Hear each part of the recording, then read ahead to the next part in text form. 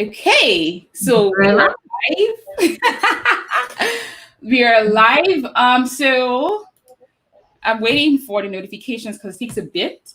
But if you could hear us, see us, let us know where you're joining us from, your location.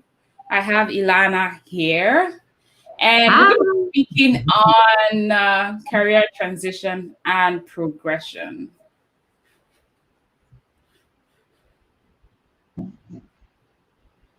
Waiting for the notifications on my end. No problem. Okay. Live on LinkedIn.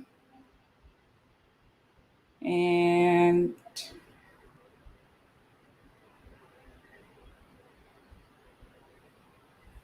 all right. So we're live on LinkedIn, Facebook, and YouTube. Awesome.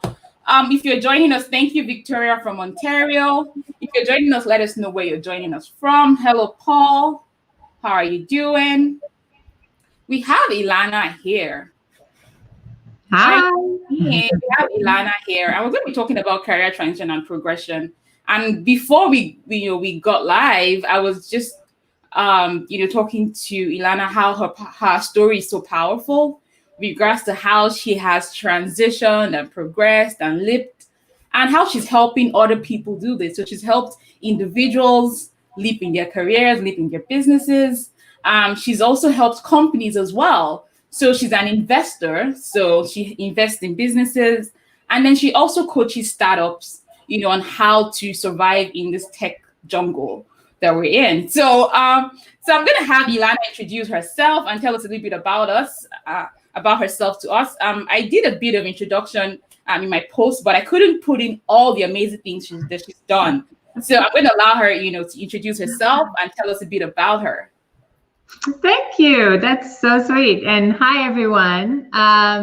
So I've leaped repeatedly in my career, and actually started way back in the Air Force. So kind of an Air Force veteran, and then engineer, kind of leaped in tech, and as a tech executive, and then eventually decided to leap as an entrepreneur and to try to start my own startup. Just like any startup, sometimes they succeed and many times they fail. So in my case, we actually raised a lot of money, or a good sum of money, and my co-founder decided to throw me out of the business, and I was left with nothing. So that was a huge slap in the face, and I needed to reinvent myself and try to figure out what's next. And it was really hard. It was a struggle. And eventually I promised myself that if I ever get out of that situation, I have to tell the world how. So that's what I do now every single day. I love helping executives leap in their career, reinvent themselves. It could be that they want to reinvent themselves to a new industry or a new function, or to start their own business. And I want to be there with them. So that's what I do.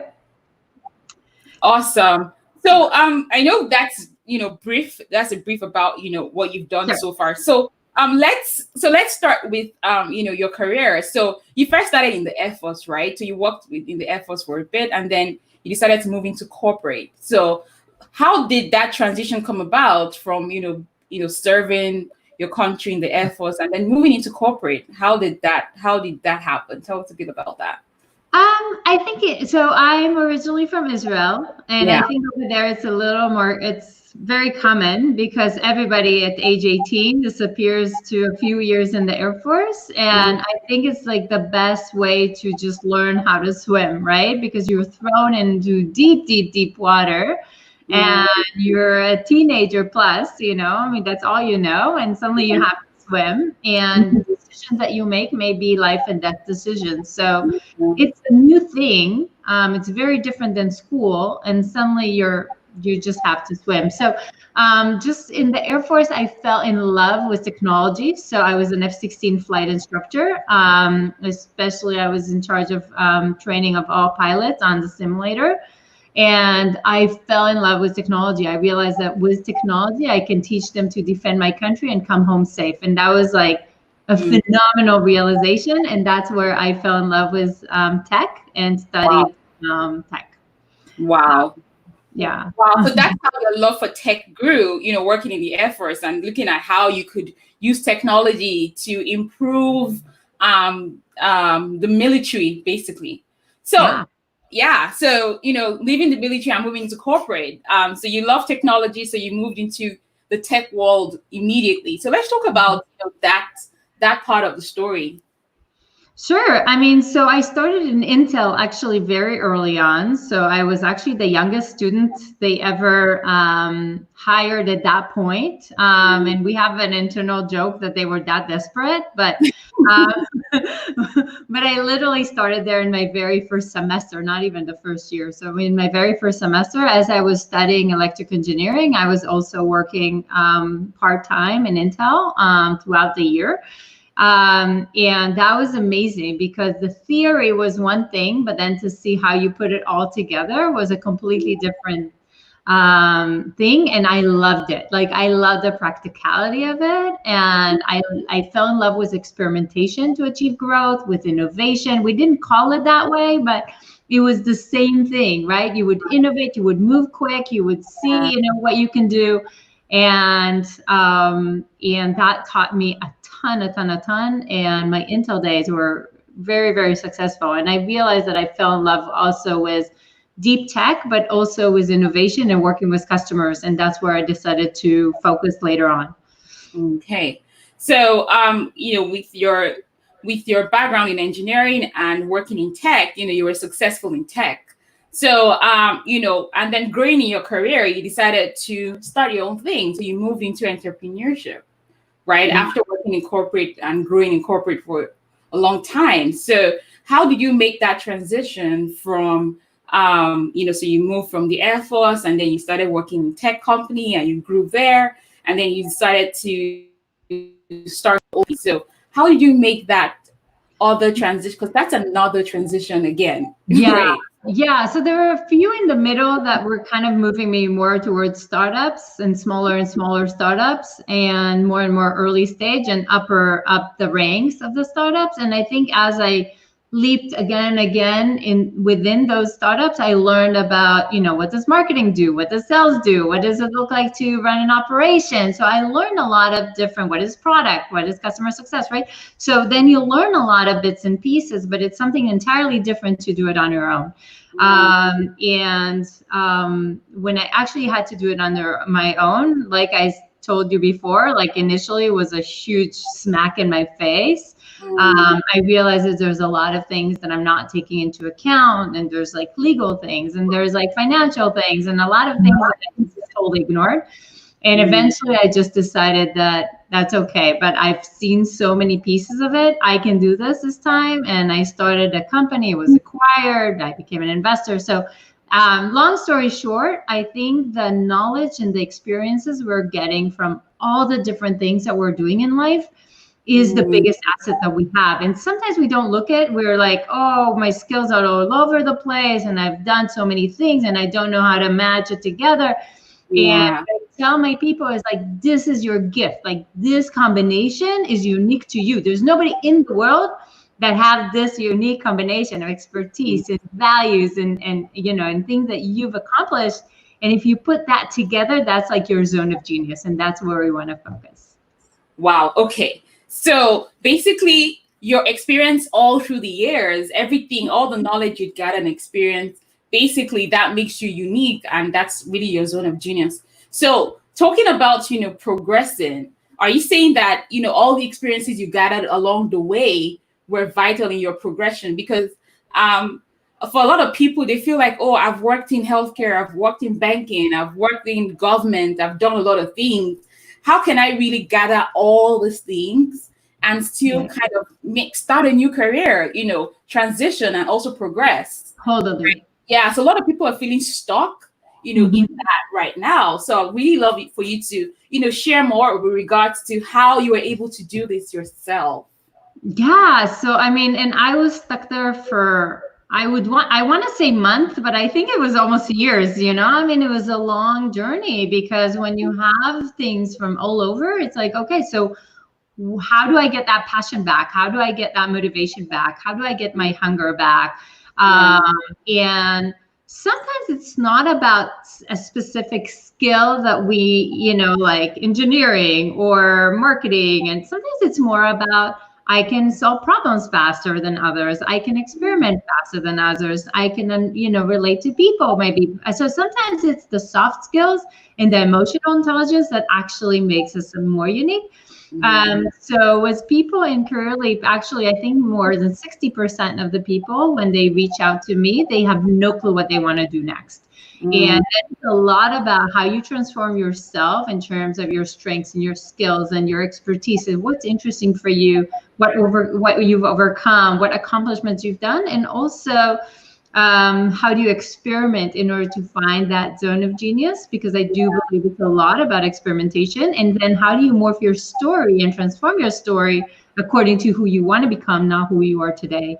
And once we do that, the confidence come back, the opportunities open up, like it is magic. But you need to transform yourself. You have to transform your story in order for that to happen. For sure. So there's something, I'm a big proponent of the fact that, your soft skills, like your hard skills can get you in the door to basically start your career, like that entry level position. And, you're excited and happy. I got my first job. However, to progress in your career is less about the hard skills and the soft skills. And I'm a proponent for that. And I know you are too. So I really like you to share, what are some soft skills that have helped you to, progress in your career, and, that you're also teaching a lot of other people to embrace. Because I know that, I know you and I know the people you've worked with and how they've been able to leap, amazingly. So I'd like you to really share, this soft skills, because we have a diverse audience right now, people joining from Texas in America and from the UK,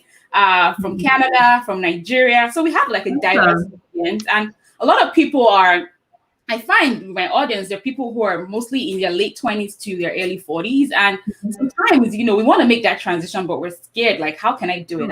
I've done this thing for donkey years, right? So those soft skills, how do they really help us with this progression? Because it's less of the hard skills at this time. Right. No, I mean, it's a lot about the soft skills. I think, first of all, a lot of it is mindset. Let's be honest. It's scary. It is very freaking scary. It is numbing, and fear can totally numb you.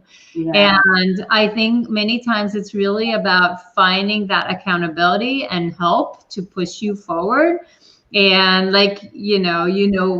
together with me, it's like, it's about taking those imperfect steps every single day, right? Because then it's better but perfect, right? And it's really about pushing yourself every day, not trying to perfect anything, but just trying to push yourself forward. And as long as you're going to push yourself forward every single day, you will, it will succeed. And there's nothing like action to drive clarity. And I believe that sometimes we get in our heads so much that it's real, and then the fear comes and we're thinking even bigger, and everybody tells us to think big, and big is scary, guys and girls. Don't think big. Think small. Think of imperfect steps that you can take. What can you do today? What is the one important thing that you can do today? And then what is the one important thing that you can do tomorrow? And then, and if you can also do that together with kind of visualizing the dream of where you're heading, that's when you're going to get there. It will happen. Maybe it will take, a few more weeks or maybe a few more months. And that's okay, because you're walking towards your dream. So that's one thing. And the other thing, or there's a few, but another thing that I'm huge at is knowing your audience. And I can't stress it enough. And I have a whole, story about it and, in my lectures, but again, everything I learned is from failure. So, right. So every time I screw up, that's kind of where I learn. But knowing your audience is still probably one of the things that helped me the most to advance my career, because at every given moment, you want to know who is in front of you and what's important for them and what kind of goals they have, and how can you talk in a way that will move the needle for them, or will move the minds and convince them, or negotiate, or persuade them, or whatever it is, or make them follow you or be inspired by you. Whatever it is, whatever your goal is, the only way to achieve it if you really understand who is on the other side. And it's true for meetings, and it's true for interviews, and it's true for investors, and it's true for your team, and it's true everywhere. And I think that was one of the biggest lessons that I have learned. Yes. Yeah, totally. When you know your audience, what's in it for them, what's of interest to them. Like I tell people, if you're going to an interview, it's like a pitch, right? Why does this company need to hire me? What are the needs, right? What are the problems they have? What problems are they looking to solve? What kind of projects do they need me on? When you're asking these questions, right, and you understand what they need, then you're saying the right things, hitting the nail on the head, and like, oh, we want this guy. He totally gets us, right? And even when you're pitching investors, right, you want to make sure you're saying the right thing. So, knowing your audience is so key. Now, I know that, you're a proponent of storytelling, and, just like me.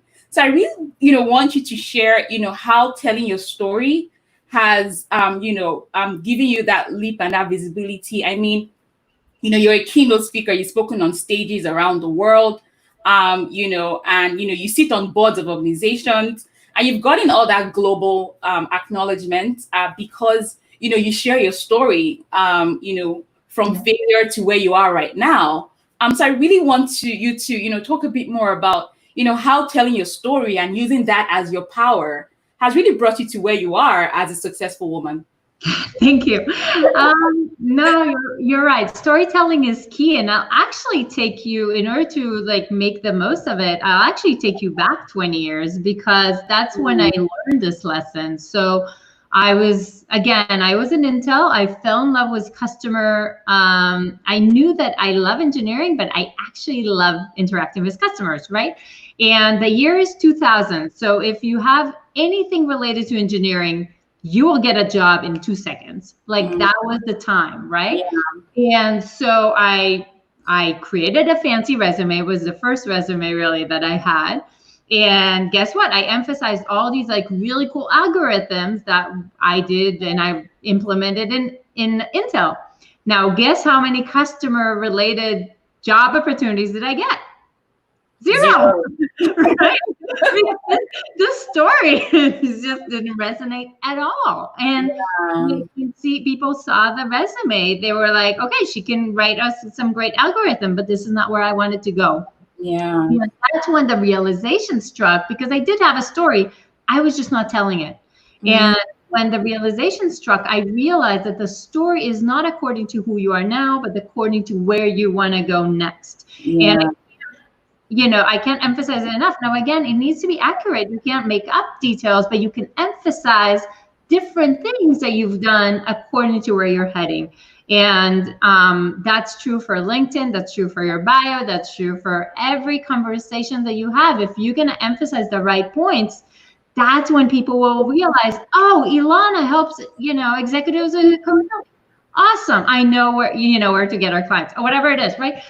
Suddenly it's it makes sense. Yeah. But if the story doesn't make sense, or it's all over the place, and you're doing, I have people coming to me and they're like, yeah, and maybe I want to be a VP and a director, maybe a small company, maybe a big company, maybe sales, and I'm like, that's it, dude. There's no way I can intro you to anyone because I have no clue what you want to do. I have no clue why you're great at it. I have no clue what the value is. And honestly, you're confused. So go get your act together and come back when you know what you want. Yeah. And it's one of the most common mistakes that I see, because everybody tells you to go to your network. And if you're going to a network and you're all confused, you're actually becoming a red flag in many cases. And we have to stop that. Get some clarity first, do some homework first, and then come back and shine your light on yourself, because that's when opportunities will come in. I love it. You said shine your light on yourself. That's when opportunities will come in. If you're not shining the light on yourself, no one is going to do that for you. In our lives. If you expect people around you to shine your light for you, you won't succeed. We used to think that if I work really hard, then, everybody will see that I'm working really hard and, and will, give me prizes all the time. That doesn't happen, or it rarely happens. And it's really about you to tell that story. And to choose the right story for yourself. And you need to shine the light, but to shine the light on the right areas too. Yeah. So that brings me to my next question, which is personal branding. And I know that is also something that you preach about, building your personal brand.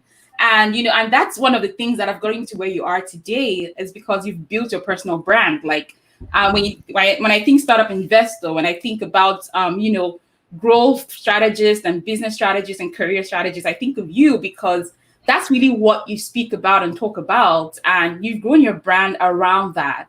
So, how do you grow your brand, your personal brand as a career person, for who wants to progress and leap in their careers? How do I grow my personal brand? Some people find this daunting, really. And I feel it's like the easiest thing ever, right? Because it's me, I should really know how to project myself and shine my light, basically. So, but it's scary, right? Because first of all, we always were taught not to brag, and it's associated with bragging, and which is totally not. And I'll talk about it in a second. But everywhere we went, no, stay humble. You shouldn't brag about yourself. You should, stay in the corner until somebody calls you, right? And this is like, first of all, whether we like it or not, 2007, we all became a media company.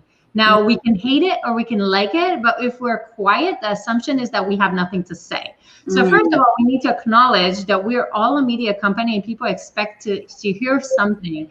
The other element that and it goes also to your story, but the other important element is that really, if you want to build your brand, it's not about bragging. It's really about adding value in relevant areas. And I think there's a very big distinction. It's not about me telling you how great I am, because you'll never believe it anyway, right? I'm gonna sound like, an advertisement, right? But it's really about how can I, create a brand that makes sense, right? How can I add value, whether it's to startup or to people who are, trying to grow in their career? Like, how can I add that value? And yes, sometimes it means volunteering, and sometimes it means mentoring, and sometimes it means, or amplifying others, or inspiring people to follow you, and whatever it is, right? But it's not about like how great I am. It's really about how much value I can provide, right? And when you make that switch, then I think it's easier, because all you need to think about is, how can I help today?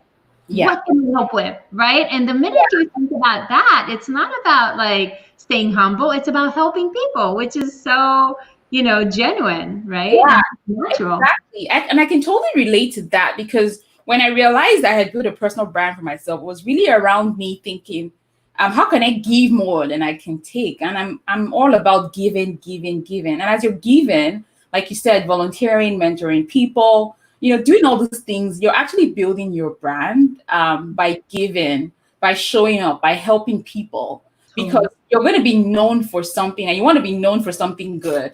And that's a way of helping yourself, helping other people, and then of course helping yourself. And so I know someone who just likes to write, and started a blog and just writing and giving people tips about her career path. And that was how she got some recognition to actually write, and I know you write for Forbes. So, those kind of things, when you're sharing your knowledge and you're not feeling like, I need to hold everything back, I don't want to share anything. You should give more than you take. That's really another way to really build your brand.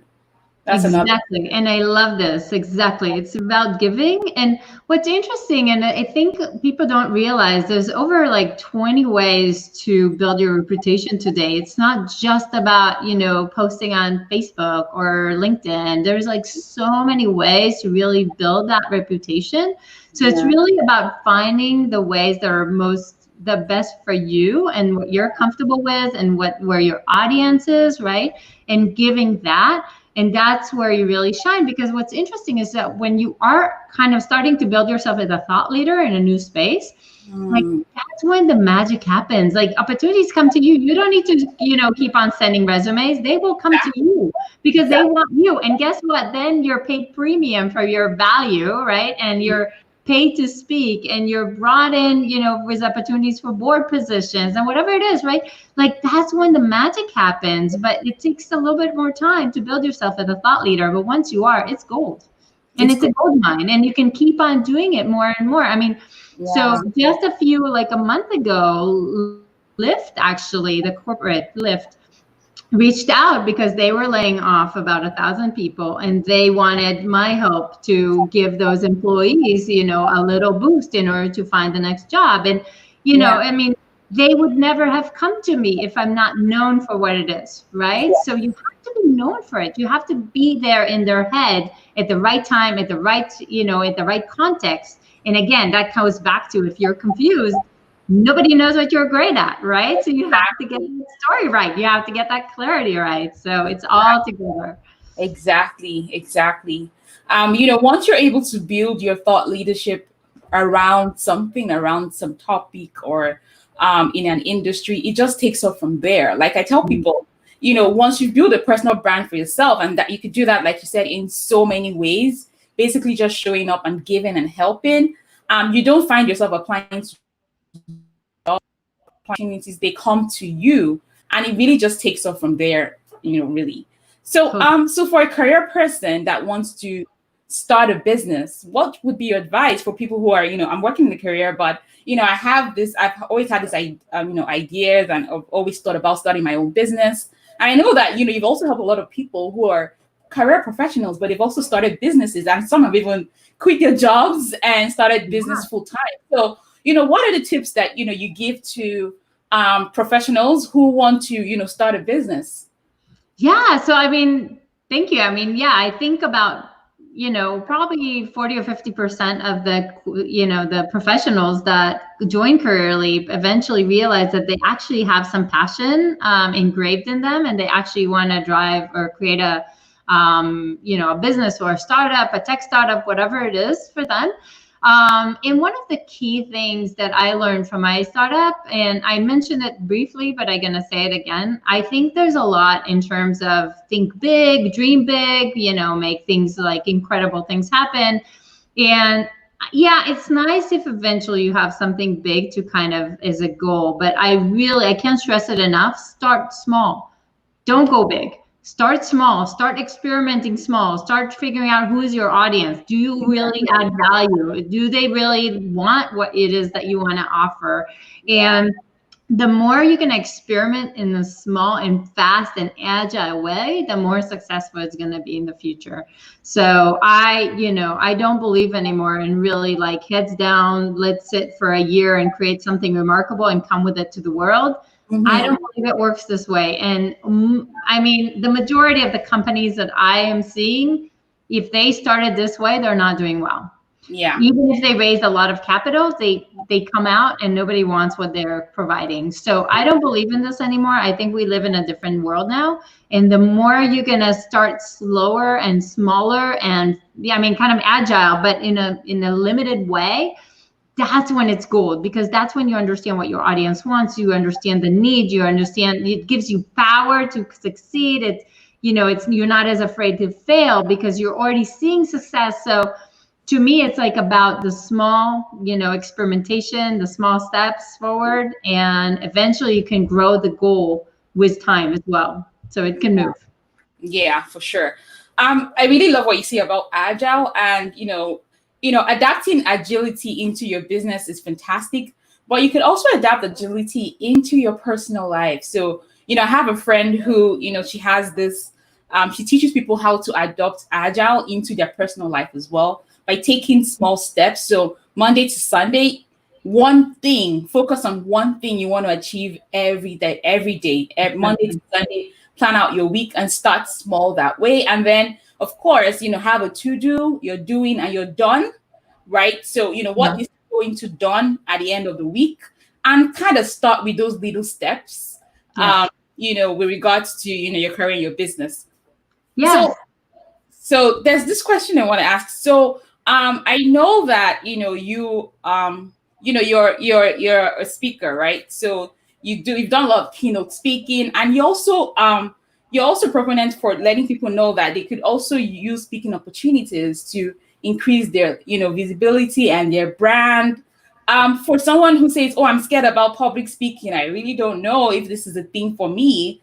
What would be your advice for people to leverage, public speaking, to, also get some visibility and progression in their careers and their businesses?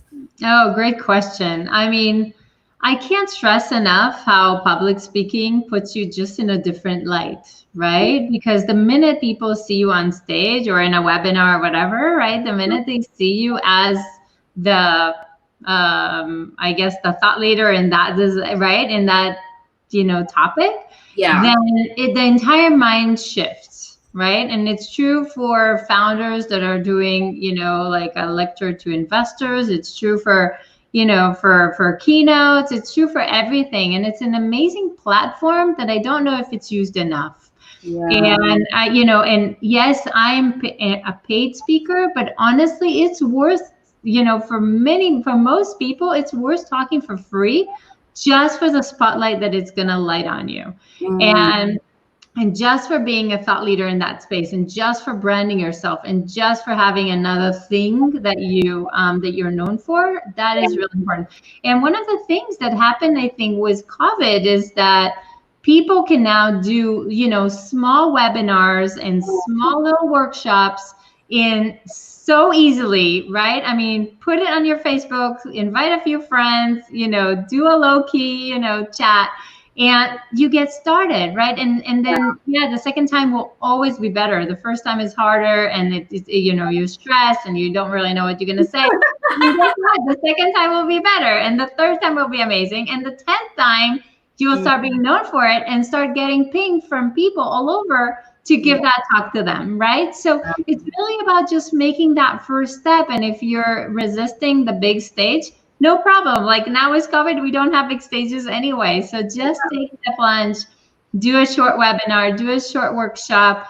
And by the way, for small businesses, there's nothing better than to check, right? And it's great, right? I mean, there's nothing better than to check it if people will resonate with what you're teaching in a small environment. And that's amazing. That's where you learn about them. That's where you show your knowledge. That's what, it's both. Yeah. So true. Taking advantage of those small opportunities, right?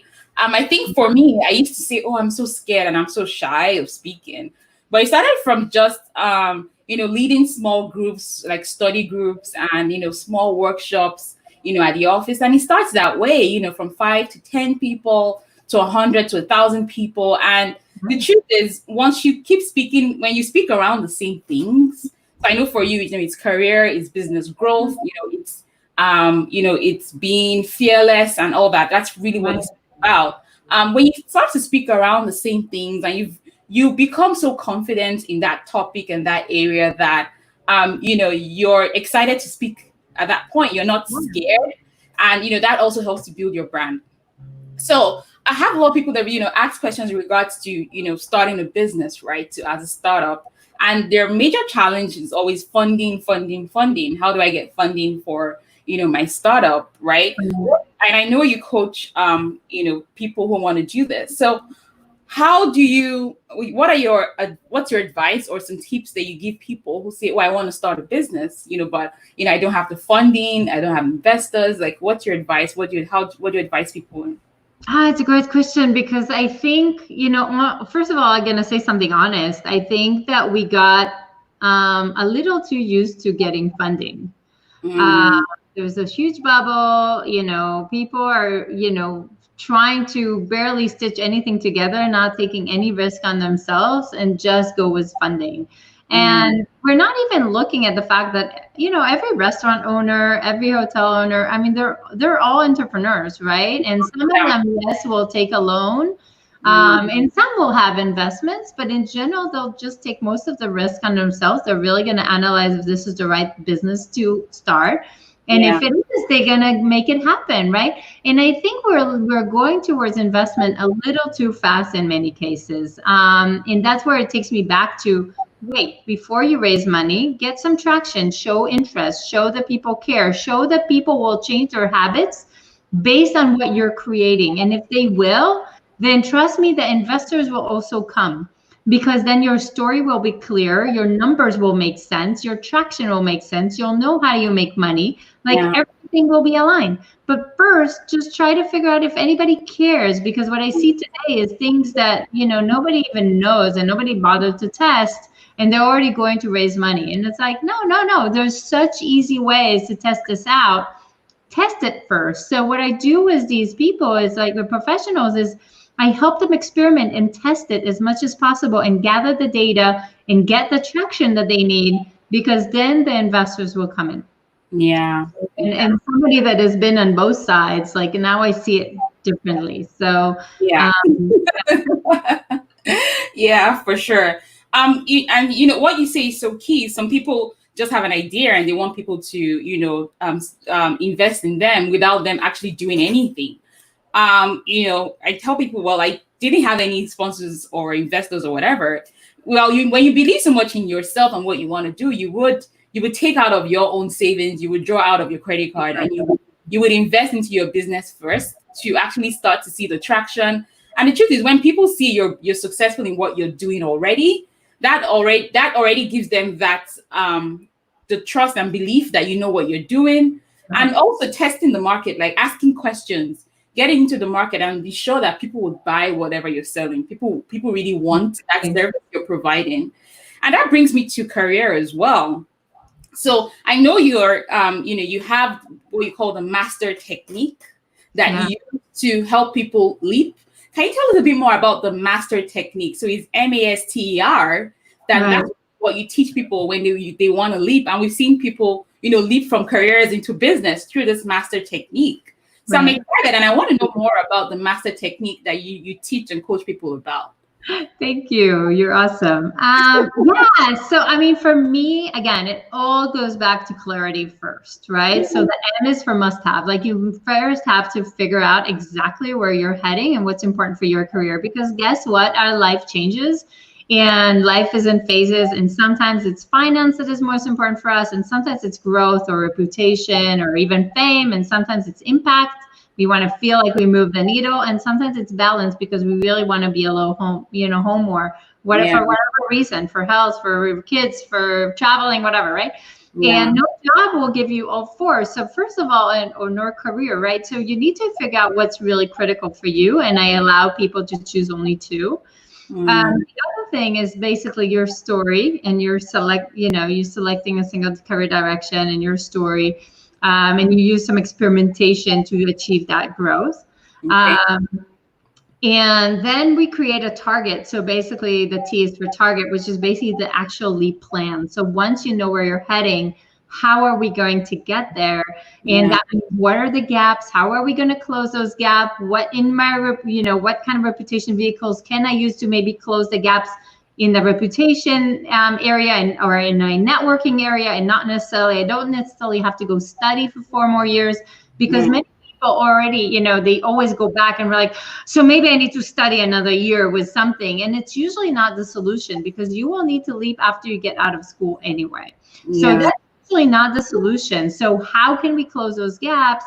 And how do you broaden your ecosystem, your network, and how do you boost your reputation? So that's the M.A.S.T.E.R technique. And then, I'm a big believer there's just these fundamental steps that you need to make in order to do it in the right way. And then the leap is relatively easy. I'm not saying easy and not, but it's relatively doable when you get the clarity, when you get your story, when you boost your reputation, and then opportunities come your way because people see you in a different light. And that's when it's gold. And, if you're creating a business, awesome. If you're becoming a senior executive in a different company, again, it all makes sense because your story is there, your clarity is there, your confidence is there, and you're being known for that. So that's where it goes. That's awesome. So that's the M.A.S.T.E.R technique. That's awesome. And it covers everything because it applies to your career. It applies to your business, right? And I like what you said about having a plan, right? So what's your plan? Is it a 30-day plan, a 60-day plan, and have a target, and then, try to find ways to build a reputation. Exactly. So that brings me to my next question, which is with regards to career. So, working in the same job, the same level, no promotion, nothing, and I feel stuck. What would be your advice to this kind of professional who, feel stuck in their career? They haven't made any progress in years. They don't know if they should be making a transition. They don't know how to, make a progression at that point. What's your person just feels like he or she is like kind of like in the shadows, not being seen, no promotion, nothing at all, no recognitions. what's your advice to this kind of professional who feels stuck? For sure. So first of all, I felt stuck for quite a few times, and I think first of all, in a lot of technical roles, many times you get stuck because people are very comfortable with you doing the technical work, and they actually don't really want you to leap to leadership because they need the techies. So it's very, very common. And I think in many roles, when you do a good job, actually, it's easier for them to leave you there, right? Yeah. Because otherwise they need to train a new person. It's a headache for the boss, right? Mm-hmm. But then it's really about, first of all, where do you want to go? So again, getting that clarity is really important. And sometimes it's about, talking to some colleagues and saying, what is your everyday like, right? Just kind of understand what's the lay of the land.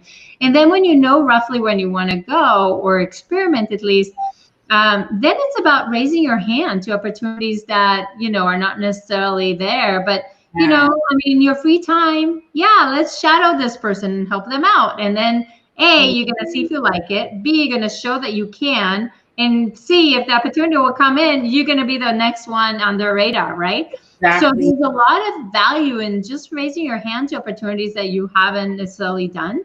And it's really about, again, articulating, what's interesting is that many people will come and say, yeah, I really deserve more, or I work so hard and I need to get, really when you progress in corporate or in companies, it's really not about what you deserve. Okay. It's really about what the value that you're going to bring to this team or to this organization. It's really all about the value. And if you can articulate why the value that you're going to bring in that group or in that team or in that new function, that's when it's gold, right? So again, it's back to the clarity, back to the story. But when you articulate it in a good way, clear, and negotiate your way according to the value that you're going to bring, there's no reason to say no. They want you there, right? They want the value. They're scared of letting you go, but they want the value. So if you can articulate the value, that's when you're going to make it.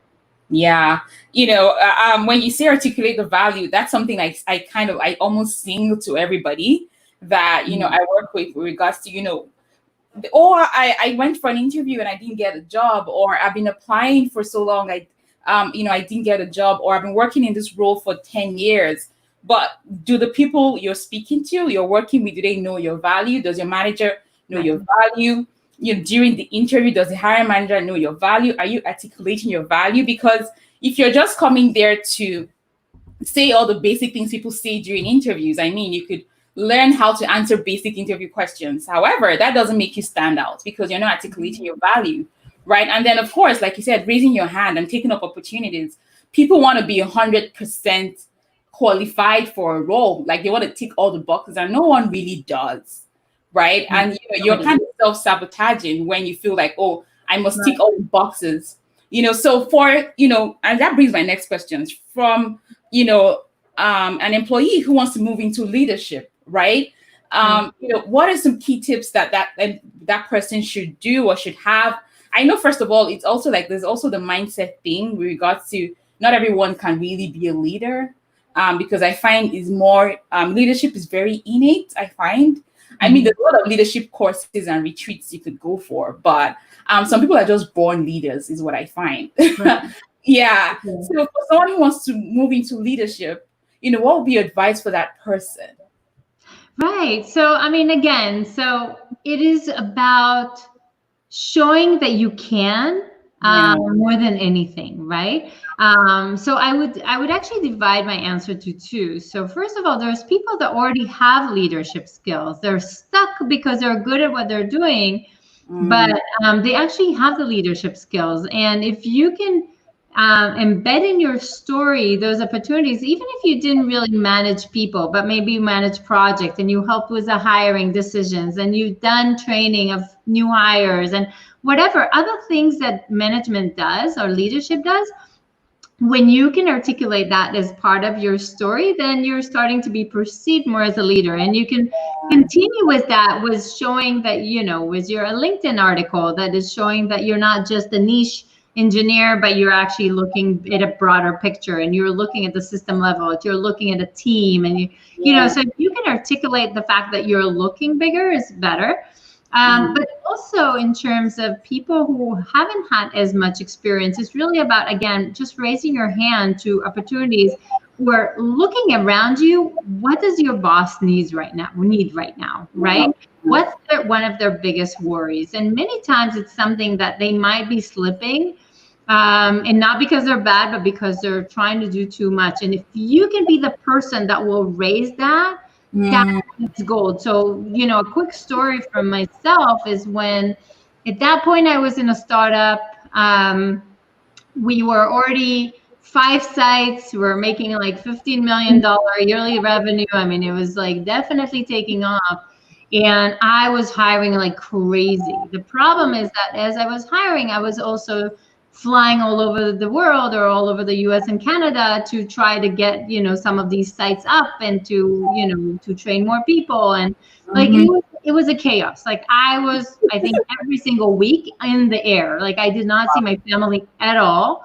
And one of my one of the technical sales guys that were below me or under me, he was one of my employees. He was not necessarily the most experienced one, and he wasn't the most managerial or leader one. He was actually one of the newer ones, but he took on himself, completely on his own, to train the new people, the new hires that I was bringing in, and to make them kind of customer demo ready. And that was amazing, because I didn't even have time to task him. And you can say that maybe it's my fault, right? But it doesn't matter. He virtually raised his hand. He did that on his own. And with that, he showed me, that he can see what the organization needs, and he can step into it, and he can do a phenomenal work. So guess what? When a director opportunity opened up, guess who we gave it to? Him. Right? To him, not to the most senior one, but to him, because he showed that he can. Wow. And he didn't have a leadership experience before. He didn't have management experience, but he showed me that he can do it. And he showed me that he's hungry. He showed me that he wants to do it. So, I highly recommend, just show you can. Yeah. Wow. That's a powerful story for anyone who's thinking, how can I move into leadership or management? It's basically showing, right? And then, of course, when you're communicating, let people know the kind of projects you worked on, the size of the team you've worked with, and how you've delivered. Because, working with a large team and, also leading small groups also helps, right? You don't need to have that title. People get so hung up on, I didn't have that title. I don't have the title of a manager. So therefore, I cannot be a manager. Or I haven't led a team, so I can't be a director, which is not true. Exactly. And that's the whole purpose of a leap. So one of the big problems today is that chicken and egg, right? You haven't done it, so we're not going to give you an opportunity. But wait, if nobody's going to give me an opportunity, then how will I ever do it, right? So you get into that chicken and egg. And the truth is that it's a lot about your story, the transferable skills, the lingo that you're going to use in order to, to be relevant. But it's also about raising your hands to opportunities that you haven't had yet, in order to tick the boxes and to close some of these gaps in the minimum, way possible. And so that's where it becomes awesome. Yeah. And that kind of brings, my next question is very aligned to this. And this is with regards to people who want to move into tech. So, over 20 years of experience in tech, like you've seen it, as an employee, as, owning tech startups and, coaching, tech startups as well. For someone who wants to move into tech, well, what's your advice? A lot of people find it scary because they believe, oh, well, Ilana had a degree in engineering, so she's an engineer. So, she's fantastic in tech. I don't think I can because I'm not an engineer. And which I tell people it's not true, because I didn't study engineering or computer science or anything like that. Like, I don't write code or do any algorithms or any of that stuff. For people who want to move into tech, what would be your advice for them? Because I know a lot of people want to move into tech, but they're really struggling internally with giving themselves that opportunity to make that leap. And even if they have to fail, failing forward, basically, what would you advise for people, who want to move into the tech space? Yeah, for sure. I mean, first of all, you're spot on, because, the fact is that most roles in tech today do not need vast engineering knowledge. Yes, you probably don't want to be a coder. That's okay. But actually, what's hard for everyone is that there's a lot of roles today that nobody teaches you how to do. Like nobody really teaches you marketing. Nobody really teaches you project management. Nobody really teaches you sales. Nobody really teaches you customer success. And I can go on, right? So if you think about it, there's no school that really gives you all these tools. And the only way to learn these things is to gain experience and to start. And, techies in that sense don't necessarily have an advantage over you, actually maybe disadvantage, because to some degree, if I'm thinking very engineering, maybe I'm not thinking the way you are. And the more we are diverse, the more we bring in different thoughts and opinions, that's where the company will actually do better. Yeah. So to me, it's actually, it's really not a matter of whether you're coming from tech or not. But you will need to translate your story to be relevant in the tech space. Yeah. So you'll need to understand what the job titles are. You'll need to understand what the expectations are, and you'll need to align your story, your lingo, your transferable skills accordingly. But again, most people don't have experience in what they're doing today. I've never studied sales. I've never studied management. I've never studied operations, right? I studied electric engineering. There's like no correlation between and what I'm doing today. So it's really about just trying and doing your best and learning from the experience and just continuing. So just do it. That's just do it. I love that. Just do it. So, if you're out there and, you want to move into tech, or you want to basically transition into a new role, and you feel like, I have to go back to school. I have to do all that. Not really. I mean, look out for, what's required in that role. See if you can learn. Like Ilana said, a lot of those things you actually learn, through the experience on the job as well. And, putting up your hand up and saying, I can, show that you can. And, that would, give you those opportunities. Wow, this has been so awesome. But I'll add one last thing that I think I missed. Because I was always trained to prove that I can, and that I can, put my parents were really good. They were like, you can dream and you're going to make it happen, right? Which is true. But I'm going to make it happen a little easier if I have help on my side. And the reality is that the last time I've had help, or in theory, except for the last few years, but the last time I really had help was back when I studied electric engineering, and that's when I invested some money and I wanted to have a degree. But guess what? Because we're doing things that we've never learned, we're going to do it so much faster if we're going to invest in the journey.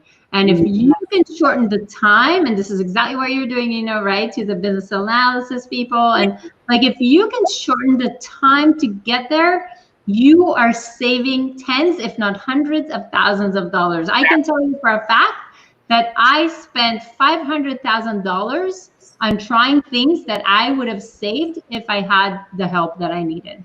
So for me, it's $500,000 of mistakes that today I'm smarter. I'm invested in a coach. I have, I'm probably invested over $50,000 in, and that will take me higher. But guess what? It's worth it, because there's no investment on the planet that helps, that the return is as much as the career. So the only thing that I would say, get the help that you need, whoever it is. Try to get somebody that is walk the walk, not just talk the talk, because it's a big difference. Somebody that has been where you are, knows where you're heading, understands your journey, and can help you every step of the way. It's going to be the best investment that you've done in your life. So, yeah, totally. I tell people if I think my career leaped and, pivoted and, just poof into the skies when I started leveraging coaches and people who were guiding me. People say, how are you able to make this leap so quick? Well, because I invested in myself. I was earning some income, but it wasn't where I wanted to be. I'm like, how can I get to where I want to be? Well, if I can get a coach that would help me, get this result in no time, it's better than years of mistakes. And like you said, a $500,000 mistake compared to $50,000 investment. I mean, forget it, right? Yeah. So, if you love yourself so much and you want to leap as fast as you can, you definitely want to get a coach. If it's in career, it's in business. I mean, I have a coach for everything.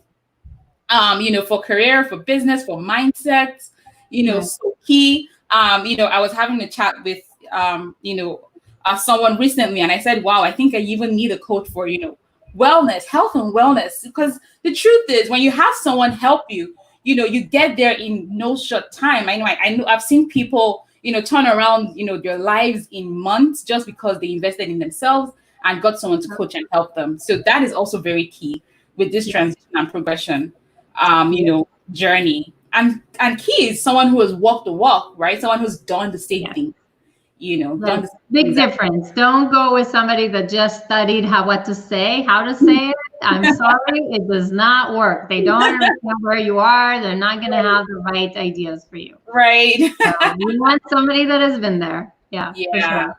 Yeah, totally. Wow. It's been awesome having you, Ilana. Oh my God. Thank you, Ida. You had some great questions. I loved it.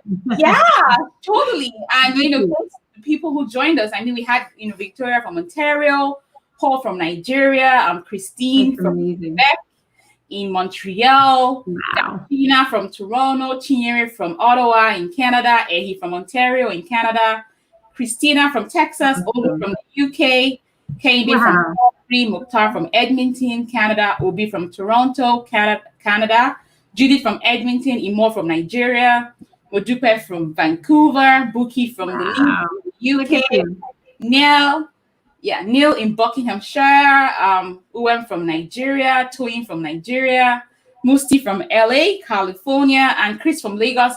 Thank you so much to everyone who joined, and left a comment. I hope you're able to learn a lot from, Ilana sharing her journey and experience, and, giving tips and strategies on how to transition and progress in your career. If you want to learn more about Ilana, you can go to her website, ilanagolan.com. There's a lot of information there. You can follow her on LinkedIn and, on Facebook as well. Last words, Ilana, before we leave. It's been an awesome hour with you. Last words. I loved it. Thank you so much. It's really about just taking that first step. So make a decision, decide that you're going to get the help that you want. Reach out to whoever can provide that help and just do it, because there's nothing better than living the life that you want for yourself, with meaning, with legacy, with money, or with the reputation that you want. I mean, it is amazing. It just makes everything look different. So do it. Just do it. Sure. Thank you. Saidat says, great talk, very inspiring. Thank you. Mustafa says, thank you so much, Ilana. Thank you, Mustafa. Thank you so much. It's been great having you here. I cannot overemphasize, how much, you've covered a lot of things that are vital for, for career professionals and people in business as well. So thank you so much.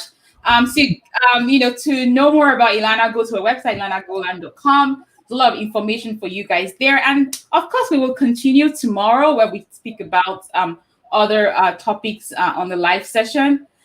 From me, it's bye, and bye from Ilana as well. Thank you so much, and enjoy the rest of your day, people. Bye. Bye.